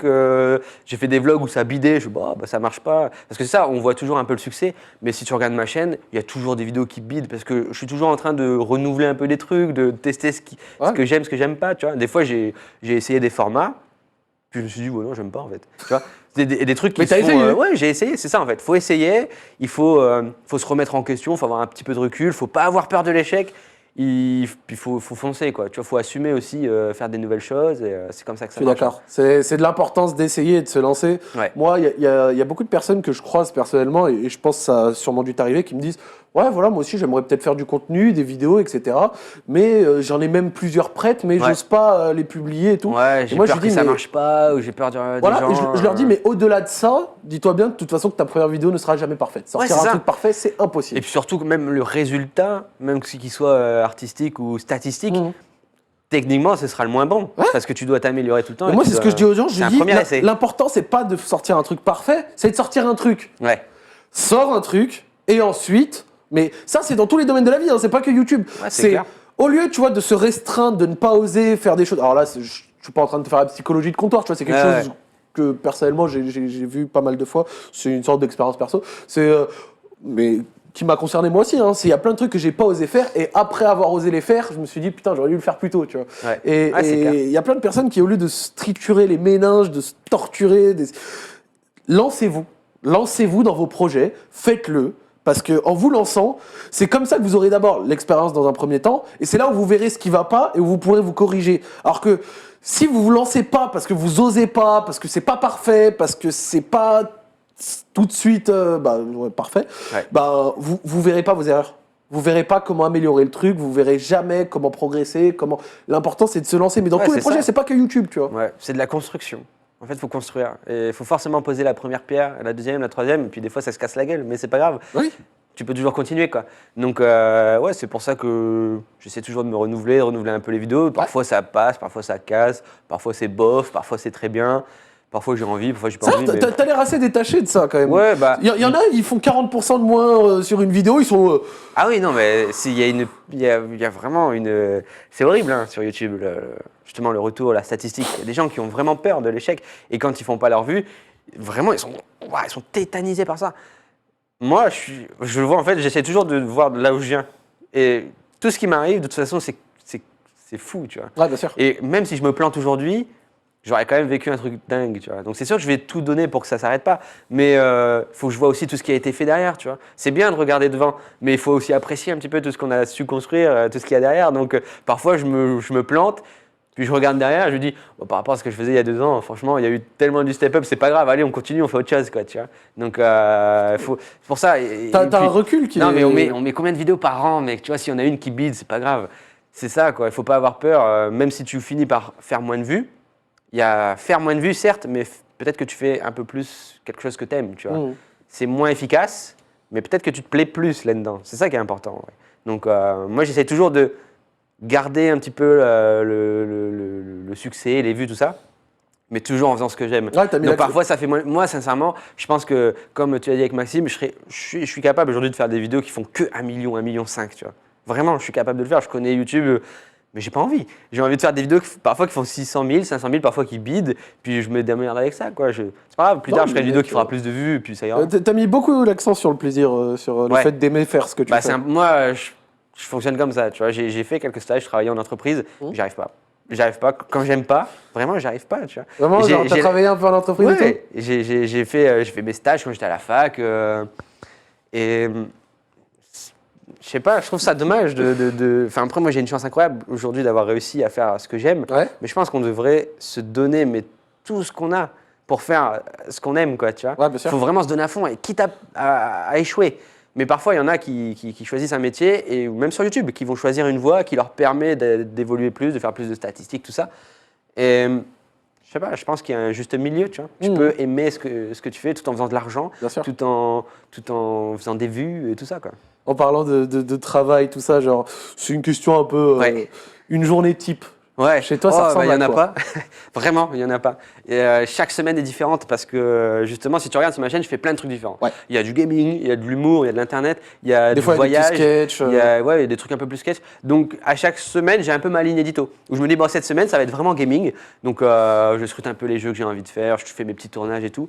Mais il y a toujours une bonne partie, on va dire, de recherche. Mais de recherche vraiment perso sur ce que moi j'ai envie de faire. Je suis sur mon PC, j'écris mes idées, j'écris beaucoup aussi en ce moment. J'écris des scripts, j'écris pas mal de vidéos pour. T'écris ? Ouais, j'essaye d'apprendre toujours un peu plus sur la production. Je regarde la vie de gens du milieu qui sont professionnels et qui réussissent. Tu vois. Donc il y a beaucoup de travail de recherche en ce moment. Après le contact avec les monteurs aussi, toujours à échanger avec eux. Je voyage aussi, je travaille sur le montage, sur l'image. C'est vraiment, j'ai 2 facettes, on va dire. J'ai vraiment celle qui roule, c'est-à-dire c'est tourner les vidéos gaming, humour et tout. Où ça, je prends une après-midi généralement où je me fais plaisir, je mets mon casque, j'allume la caméra, bam, c'est parti, c'est le show, tu vois, je me fais plaisir. Et puis tout le reste, c'est beaucoup de travail personnel en fait pour pouvoir justement step up, que ce soit dans la vie ou dans les projets, tu vois, parce qu'on vient quand même de Call of Duty, donc tu peux pas t'improviser et faire des grosses productions ou faire des gros sketchs avec plein de caméras. Tu vois, ça s'anticipe tout ça. Donc là, principalement, le travail, c'est du travail que tu vois pas en vidéo, qui est un peu détaché de ça. Genre tu vas, parce que tu disais que tu t'inspirais de gens qui avaient réussi, t'écoutais leur avis, etc. Donc c'est-à-dire, tu vas sur la chaîne de ces personnes, tu regardes un peu ce qu'elles font. Pas forcément YouTube, mais des gens qui ont réussi à transformer l'essai, qui ont réussi à aller plus loin de ce qu'ils avaient, quoi. Tu vois, un peu comme j'ai fait avant. Là, j'avoue, aujourd'hui, sur YouTube, j'arrive à un point où réussir plus, ça m'intéresse pas. Tu vois.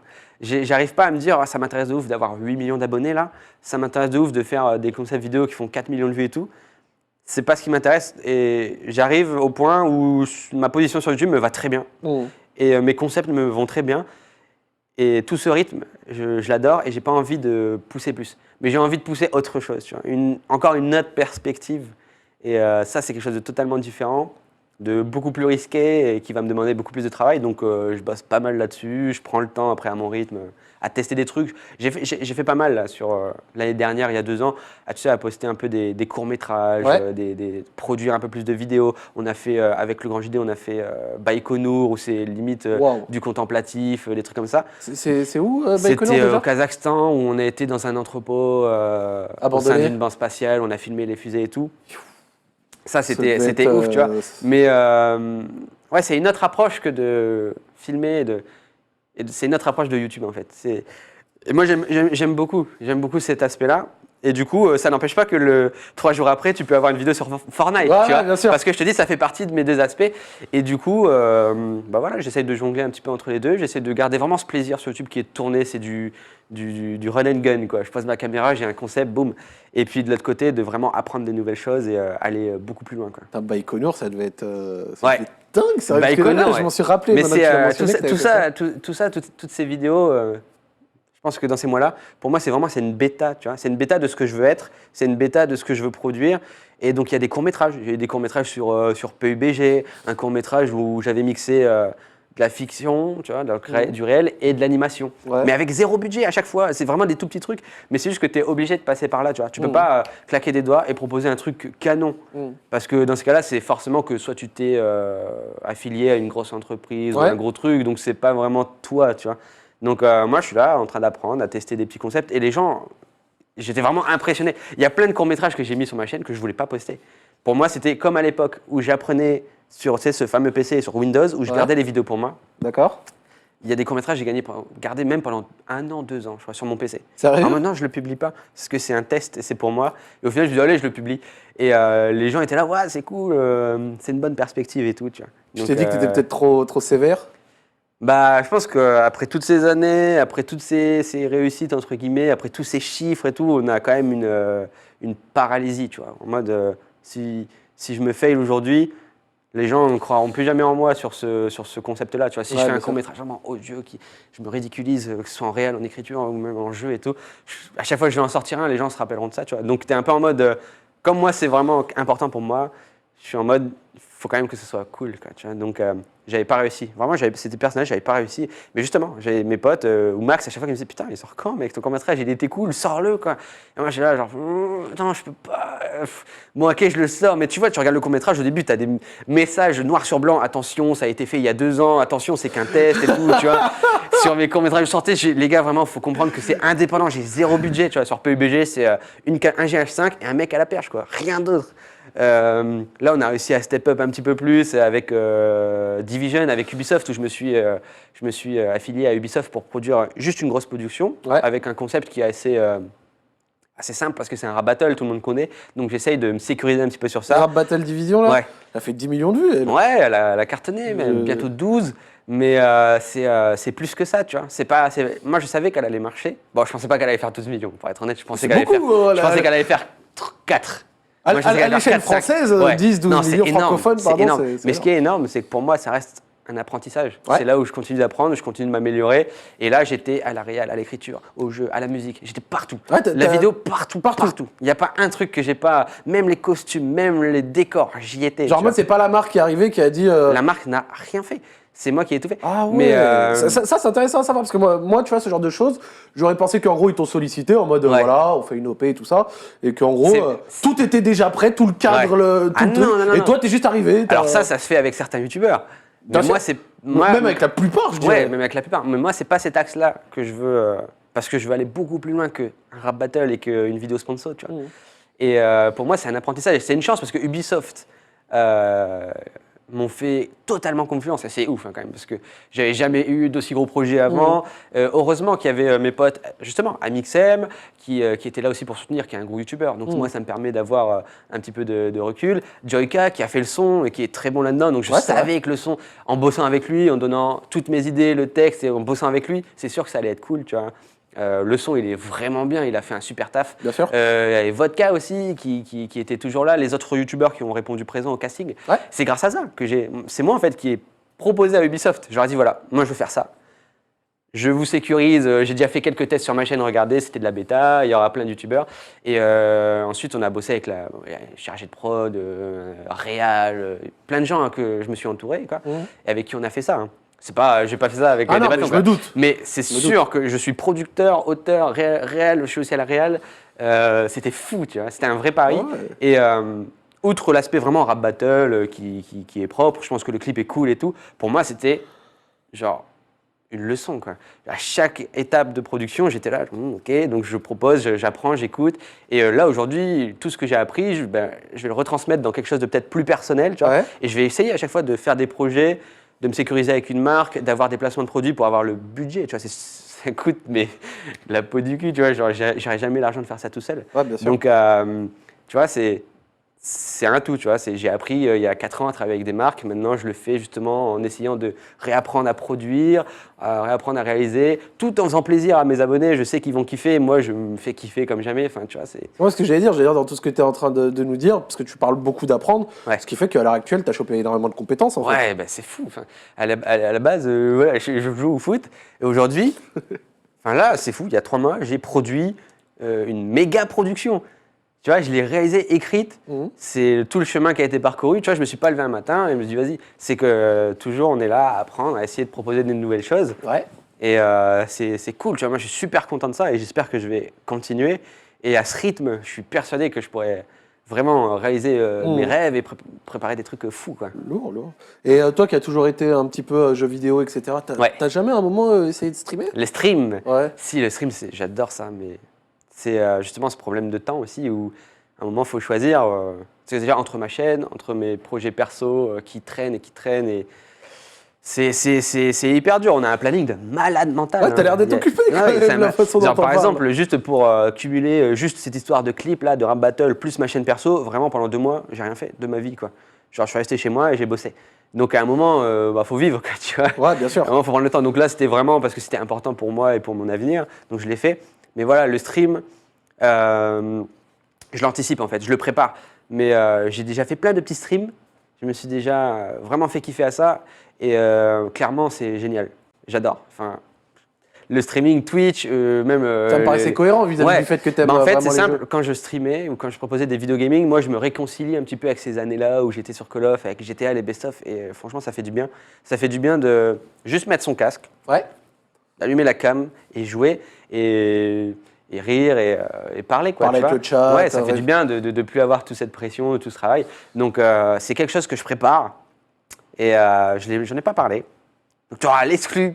Merci Mais, beaucoup. Ça, chez les Accoroniques, vous aimez bien vous confesser en ouais, général. ouais. Non, mais c'est cool parce on peut parler, quoi. D'habitude, on parle que sur nos chaînes. C'est vrai, c'est vrai. On est à 1 heure d'émission. 1 heure d'émission, pile. Bon, bah, Ok. merci. Et du coup, donc ouais, j'ai expérimenté un petit peu le stream et D'accord. j'adore ça. Et surtout, il y a eu Fortnite que vraiment j'adore. Ah ouais, vraiment, Et, t'aimes beaucoup Je Fortnite? trouve ça génial. Il y a un aspect communautaire fou, le jeu est fou, même le grind et le C'est plus skill cap. créatif ou jeu Non, non, in-game. Ah ouais, tout est- et même ou ranked, quoi. Mais, enfin bref, j'aime beaucoup ça et je me suis vraiment trouvé à devoir arrêter de travailler un peu plus tôt pour jouer, tu vois. Vraiment. Je finis à 19h, je finis à 18h, c'est une petite game. Et en fait, je jouais le soir dans mon temps libre et tout, et je me suis dit, je me suis vraiment fait kiffer pendant des mois depuis que le jeu est sorti. Et je me suis dit, je pense que je pourrais proposer quelque chose sur ça. Il y a le mode créatif qui est sorti, et j'ai trouvé ça génial. Le mode studio, le fait de pouvoir faire des vidéos. Et du coup, c'est redevenu fou. Tu accumules ça au monde du stream. C'est trop bien. Puis en plus, pour être totalement franc, tu te fais kiffer. Ouais. C'est du travail, mais on va pas se mentir aussi, ça marche. Les gens aiment, les gens regardent. Je veux dire, il n'y a pas de prise de risque, tu vois. Ouais, c'est Donc vrai. ça, c'est cool. Donc j'ai fait pas mal de vidéos Fortnite sur ma chaîne parce que vraiment, j'aimais ça, quoi, faire le show un petit peu sur Fortnite, rigoler, faire des trucs. Bien sûr. Et avec le stream, donc là, je vais créer une chaîne, justement, une deuxième chaîne D'accord. qui sera en collectif avec des potes qui faisaient des vidéos avec moi sur GTA, D'accord. où on va faire du multigaming et aussi du Fortnite. C'est un peu le retour, quoi. Ouais, c'est un peu le retour aux sources qui, je trouve, j'en avais besoin là parce que depuis 2 ans, je me suis enfermé en fait. Je fais que des vidéos solo.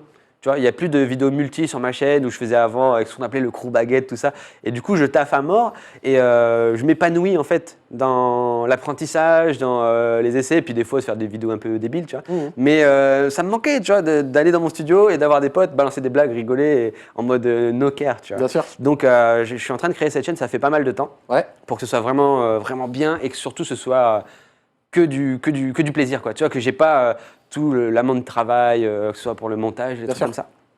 Donc ça va arriver, il y aura cette chaîne avec mes potes où on fera des jeux indés, on fera du Fortnite, on fera du mode créatif et moi je vais me faire kiffer. Et vraiment retour aux sources. Ouais, un gros retour aux sources où il y aura des best-of sur une chaîne et ce sera une deuxième chaîne. Et du coup moi sur ma chaîne principale, bah, je vais pouvoir expérimenter autre chose. Tu vois. Et la partie gaming, elle sera là à 100% et ça sera grave régulier. Il y aura plein de vidéos où on se fait plaisir. Et moi, je vais pouvoir jouer. Tu vois. Je ne jouerai plus de mon temps libre en fait. Je vais jouer dans mon planning l'après-midi. Je pourrai faire des streams, je jouerai avec mes potes. Donc ça, c'est.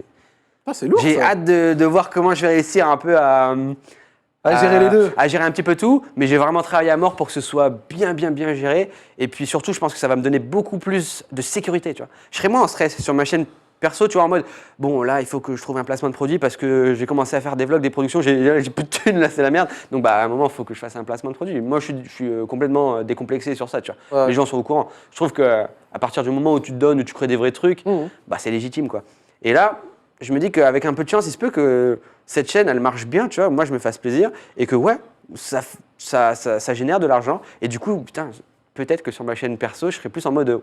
Bah, j'ai pas besoin de me soucier un petit peu du roulement financier et tout. Je sais que ça roule chez la deuxième chaîne avec le stream et tout, donc je serai encore plus indépendant, quoi, tu vois, sur mes vidéos. Donc, non, mais c'est un petit pari que je me lance. On va voir si ça marche. Après, ça marche pas, c'est pas grave. Personnellement, ça me paraissait totalement cohérent, tu vois, vis-à-vis du fait. Je me disais, bah, attends, le mec aime le jeu, il aime le jeu encore après des années. Tu joues à plein de trucs, tu proposes plein de trucs. C'est vrai que c'était bizarre un petit peu, à mon sens, de pas te voir sur le stream, tu vois. Et vis-à-vis du fait de ce que tu viens de dire, et notamment au niveau des placements de produits, de travail avec les marques, moi, personnellement, s'il y a quelque chose que je peux dire, c'est mon avis, les communautés en 2019 sont totalement ouvertes à ça. Tant que c'est pas abusif. Casse pas les couilles, voilà, désolé. Il faut pas que ce soit crade. Et tant que c'est pas abusif, tu vois. Mais ils ont compris tous les enjeux, les tenants, les aboutissants, qu'il faut des fois financer des projets ou des fois se mettre bien, il n'y a pas de honte à le dire. Ouais, c'est clair. Et ouais, je tenais à dire que la communauté française, je trouve qu'elle casse pas du tout les couilles à ce niveau-là. Et elle est très compréhensive et à partir du moment où, comme tu as dit, c'est pas un truc abusé, genre en mode regardez, c'est magnifique, tu vois. Ce sachet de thé détox. Ouais, non, c'est clair. Tant que c'est pas du gros forcing comme les mecs de la télé-réalité sur Insta. Bon, en général, ils te font pas chier, quoi. Ouais. Non, mais il faut que ça, c'est une grosse partie du travail aussi. C'est comment réaliser des partenariats sainement, tu vois, proprement. Il faut que ce soit legit. Tu vois, bah après, bien sûr, on gagne de l'argent, on veut gagner de l'argent, mais c'est pas forcément la première source de motivation. Tu vois. C'est aussi où est-ce qu'on va, quoi. Je veux dire, si en plus aujourd'hui, enfin, on l'a vu avec l'article 13, la démonétisation, les vidéos censurées et tout. Franchement, moi, je préférais même ne plus avoir de pub dans mes vidéos, en fait. Complètement oublier cet aspect monétisation de vidéo et juste avoir de la vraie publicité, tu vois, genre un placement de produit de 20-30 secondes avant une vidéo.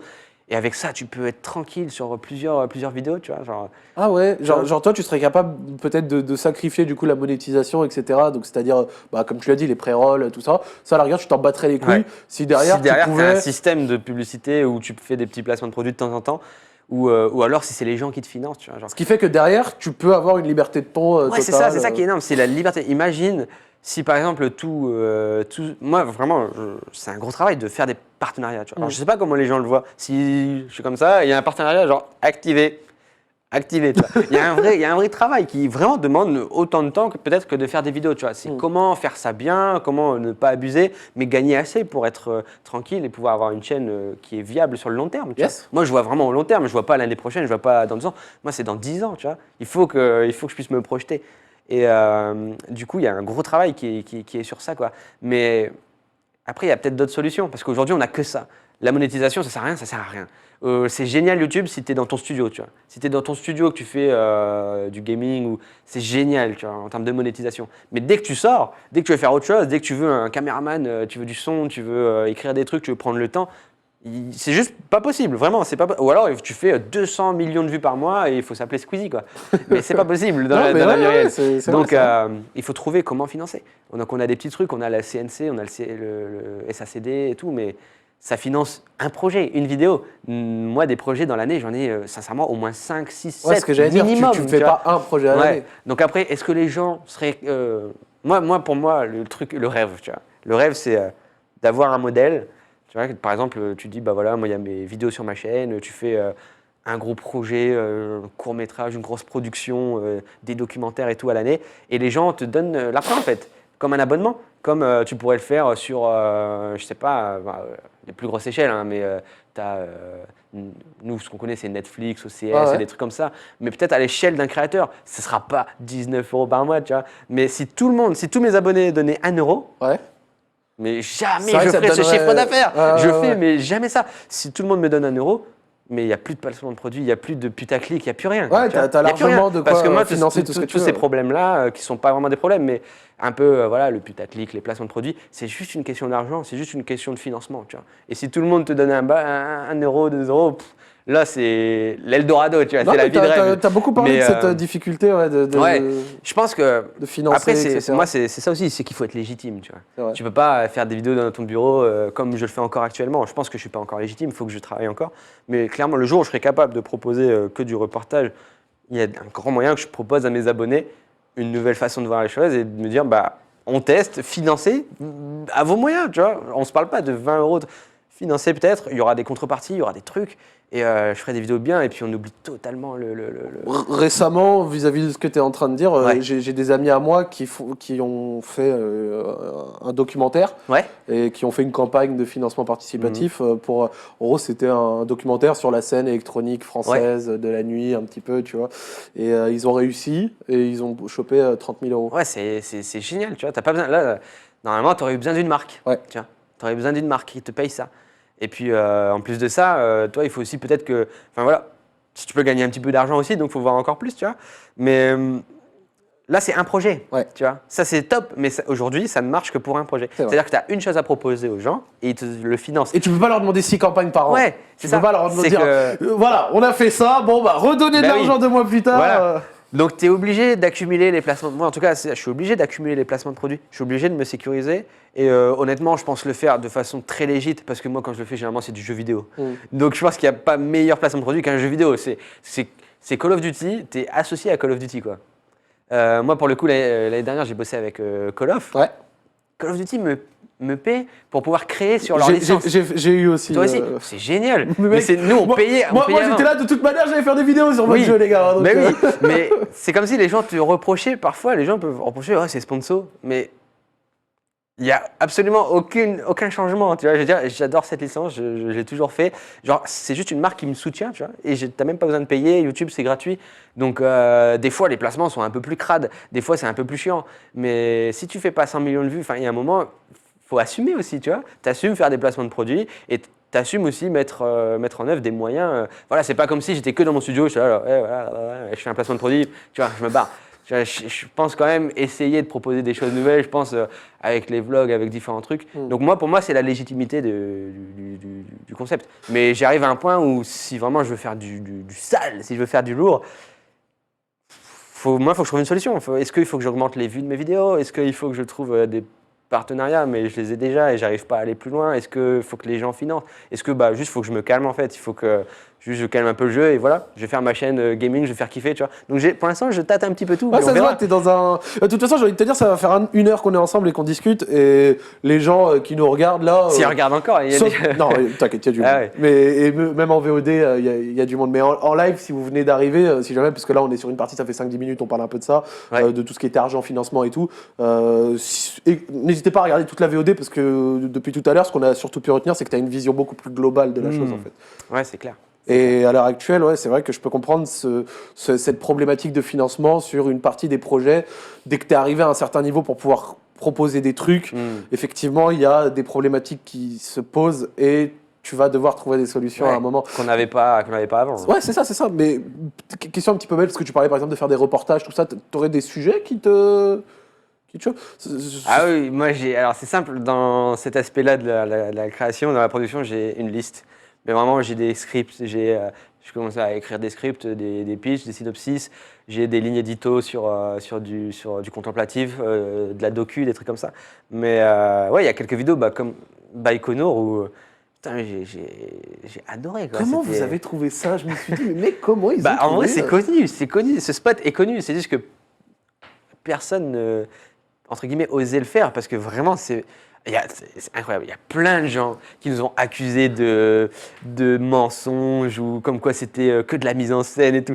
Là, c'est la théorie du complot. Elle était énorme. Si tu regardes les commentaires, c'est génial. Je te jure, il y a de quoi en faire une vidéo limite. Il y a des gens qui pensaient que vous aviez. Non, mais il y a des gens qui disent, mais non, ils sont associés à Baïkonour, mais. Ils étaient autorisés. Oui, c'était. Attends, mais tu crois vraiment que l'une des plus grandes bases spatiales du monde va créer un concept où des gens s'introduisent dans ça, et les font ou des passer, youtubeurs français, des youtubeurs, ils les font passer pour des guignols et tout, où on voit un programme qui s'est cassé la gueule et qui a été un petit peu caché. Non, pas du tout. Mais non, on l'a vraiment fait et ça a été dur un peu au début de convaincre Julien, qui pourtant a été en Irak. Hein. Le gars était en Irak. C'est pour ça que je me suis dit, il n'y en a qu'un qui pourra venir avec moi, c'est quand j'étais. Ah, parce que, attends, mais mec, il y a un truc C'était ton idée? Oui.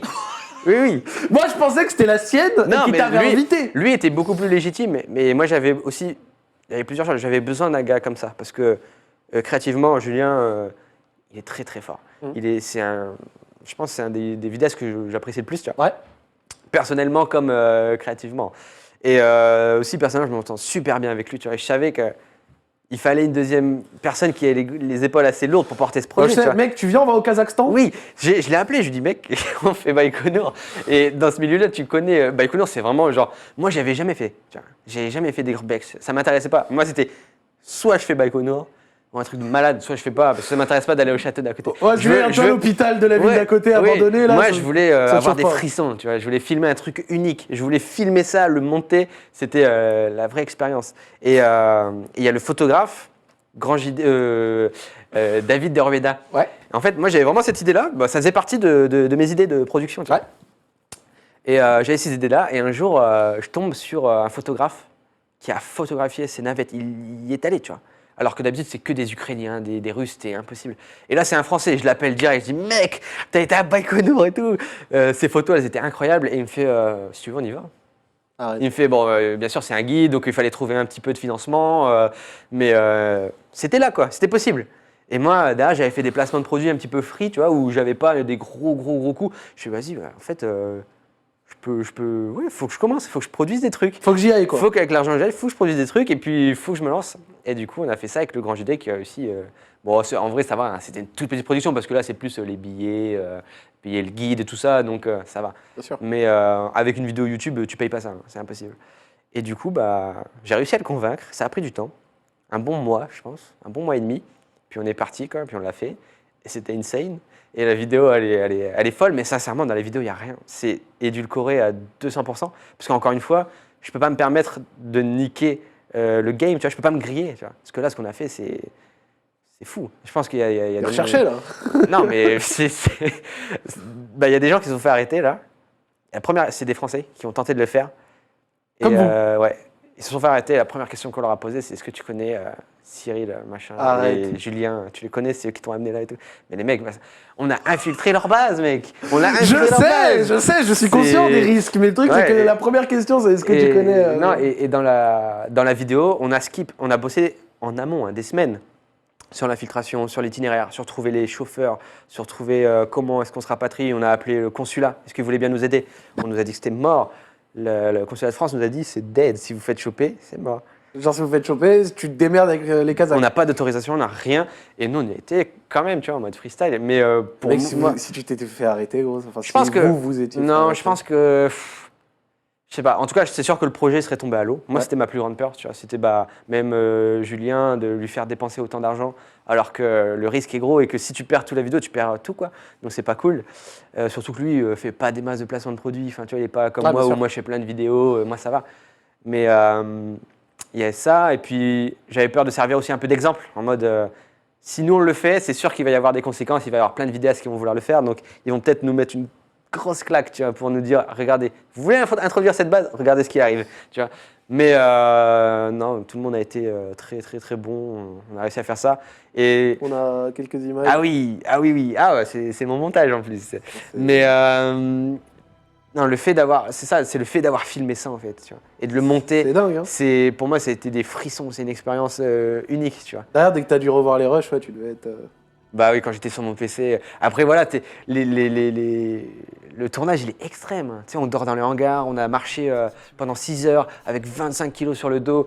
Et genre là, on a été la chercher, cette vidéo, tu vois. Ça se voit, et ça se voit pas forcément parce que vraiment, on a skip tout ce qui était hardcore, l'introduction, tout ça, les recherches. Mais pour moi, c'était une vraie expérience de vidéaste. En mode, aujourd'hui, je filme un truc extraordinaire et je vais essayer vraiment de rendre ça beau et tout. Et c'était vraiment... c'est un peu comme à l'époque, tu vois, quand je découvrais Call of et tout, comment je fais ça. Et je trouve que même Julien, avec sa vidéo, tu peux expérimenter des choses en montage, tu prends beaucoup plus de temps pour admirer les choses, trouver une façon de filmer différente, même à la caméra. C'est très différent de d'habitude. En plus, on chuchote limite toute la vidéo. Bah, bien sûr. Mais ouais, non, c'était génial. Après, c'est pas forcément l'axe principal que je veux prendre, tu vois. Mais je pense que ça fait partie de mes essais qui vont me permettre de créer d'autres choses. Et je me vois totalement, dans 10 ans, créer un documentaire sur la canopée en Guyane ou sur des trucs comme ça qui, moi, me passionnent. Où je regarde. Quand tu regardes, je sais pas, par exemple, si tu as vu le dernier Netflix, Notre Planète. J'ai pas vu Notre Planète, mais on me l'a conseillé. Il faut regarder. On me l'a Tu conseillé. regardes cette vidéo. Moi, quand je vois déjà ce que j'ai fait un petit peu, c'est de la gnognotte, hein, ça n'a rien à voir. Quand tu vois ça, tu te dis, mais c'est extraordinaire, c'est génial. Comment ils ont fait ça? C'est le summum de la création de Ça a l'air vidéo. d'avoir quand même très inspiré. Ah oui, ce truc-là. j'ai fait quelques petites tentatives. On a été en Guyane avec un autre pote, Charles, qui était cadreur, qui d'ailleurs était sur Call of avec moi, et que j'ai pris comme cadreur, qui est super bon, et très très bon. Et ensemble, on travaillait justement sur des vlogs un peu plus contemplatifs, de partir au Pérou, dans les pays du Nord et tout. Et ouais, c'est clairement un axe qui moi, m'intéresse, quoi. C'est le contemplatif, le monde, l'image. Le fait de parler à la caméra différemment, ça fait partie des choses que je travaille, en plus de la fiction, du court-métrage et tout, quoi. Mais moi, je vois ça vraiment 10, 15 ans de travail, quoi, tu vois. C'est pas demain, je vais pas faire ça demain. Non, bien sûr. Mais petit à petit, je fais des petits vlogs qui mixent un petit peu on va dire la base YouTube, tu vois, un peu de LOL, un peu de facecam comme ça, et introduire de plus en plus, tu sais, le fameux drone sur les montagnes, des trucs comme ça, quoi. Ça, c'est cool. C'est un axe T'es quand même assez réaliste au niveau de ce que t'es capable de faire, ouais. etc. Et... Bah, après, il faut pas se dire, oh, vas-y, demain, moi, je fais un documentaire de notre planète. Je fais ça, c'est pas possible, tu vois. Il faut d'abord faire des petits vlogs, faire des petites expérimentations. Ouais, les étapes une par une. Ouais. Et là, la force de cette vidéo-là, c'est que c'est le concept, en fait, qui est fort. Donc, même si je me plantais à l'image, en vrai, l'image n'est pas ouf parce que j'avais pas du tout de matos. On avait juste un GH5. Des fois, les images, elles sont saturées. Le slow motion, il est claqué. On était fatigués. Mais c'est tellement extraordinaire. Tu as une fusée. Dans tous les cas, tu vas dire aux gens, regardez ce qu'on peut faire avec des belles choses, tu vois. Et les gens ont été, en tout cas, ma communauté a été réceptive. Je pense que c'est une des vidéos sur lesquelles j'ai le plus eu de retours, que ce soit dans le milieu pro ou même dans les gens. Dès que je croise un adulte, dès que je croise un mec qui est dans une régie ou quoi, il me regarde et fait, mec, bah, Iconour, qu'est-ce qui t'est arrivé? Bien sûr. Tu vois. Et ça c'est cool, ça fait plaisir. Ça veut dire que j'arrive quand même à me débrouiller un peu sur autre chose que du YouTube que j'adore. Tu vois. Ah, bien sûr. Mais j'arrive à aller un peu ailleurs, donc ça c'est cool. Bah, énervé. Bah, écoute, on arrive à la fin. Top. Je t'avais dit que ça passerait vite ou pas? Ouais, on a tellement de choses à raconter, c'est fou. Non, franchement, ça a été. J'ai bien aimé t'écouter, entendre ton point de vue sur pas mal de choses et tout. C'est toujours très bon d'en apprendre et d'entendre ce que les autres ont à dire. T'as un point de vue qui en soi est assez réaliste et tu te détaches un petit peu. Enfin, tu prends du recul, voilà, sur pas mal de choses et c'est assez cool, tu vois. Bon, bah, j'espère que vous avez passé un bon moment également, les viewers, que vous en avez appris. C'était pas trop long? Non, franchement, c'était nickel. Là, on est à peu près à 1h30 pile. Parfait. Je te laisse le mot de la fin si tu veux rajouter quelque chose. Ouah, la pression! Je dois mettre le mot de la fin de Zach en roue libre. Non, bah, écoutez, moi j'espère que la communauté sera quand même toujours sensible à ces changements, tu vois. Parfois, tu vois qu'il y a des youtubeurs qui essayent de se donner et de changer. C'est important, je pense, de soutenir. C'est important de soutenir aussi ceux qui ont des plus petites chaînes ou moins de moyens, mais qui proposent quand même des trucs vraiment quali, tu vois. Ouais. Donc voilà, il faut pas tomber dans le piège de la vue, tu vois. Moi, pour moi, YouTube, c'est ça le piège. C'est la vue, en fait, le million de vues, où tout le monde va essayer de décrocher, quitte à faire du drama, quitte à balancer sur machin et tout. Et voilà, moi, c'est un truc que j'aimerais. Je préférais voir des gens, typiquement comme le Grand JD, pour moi, c'est un des meilleurs, tu vois, qui propose vraiment des vidéos incroyables avec une prod de ouf et qui est unique, tu vois. C'est difficile de te contredire pour le coup. C'est des gens comme ça qu'il faut aider parce qu'en fait, ça fait pas le million de vues. Parce que les ados, les gars, t'as 12 ans, t'as 13 ans, ça t'intéresse pas, tu vois. Donc, quand tu regardes des contenus comme ça, je pense qu'il y a aussi un peu une responsabilité du côté du viewer en mode, au moins, lâche, c'est chiant qu'on doit le répéter, mais putain, s'il y a une vidéo qui est lourde, lâche au moins un pouce bleu, un petit commentaire pour aider la vidéo, tu vois. Hésite pas à la partager sur Twitter. Moi, vraiment, pour moi, c'est la base, tu vois, l'aspect communautaire qu'il faut pas oublier. Là, on est un peu en mode limite, c'est pas bien de demander aux gens de te soutenir, tu vois. Non, il faut soutenir à mort, il faut balancer tous ceux qui se donnent à fond, quoi. Et puis, je pense que YouTube ira beaucoup mieux comme ça, quoi. Voilà. Sur ces belles paroles. C'est un mot qui dure 5 minutes, quoi. Non, c'était le mot de la fin. Voilà. Sur ces belles paroles, j'espère que vous avez passé un moment. Je vous laisse avec la suite des programmes sur le stream. Cyril, merci à toi encore. Merci beaucoup. C'est très cool de parler ouvertement comme avec ça. Avec grand plaisir. Et j'espère que ça vous a plu. N'hésitez pas, encore une fois, dans les commentaires YouTube, vos retours, ce que vous avez pensé sur n'importe quelle chose que vous avez pu entendre ou qui a pu être dite sur cette dernière heure et demie. Et je vous souhaite une bonne soirée. À la prochaine.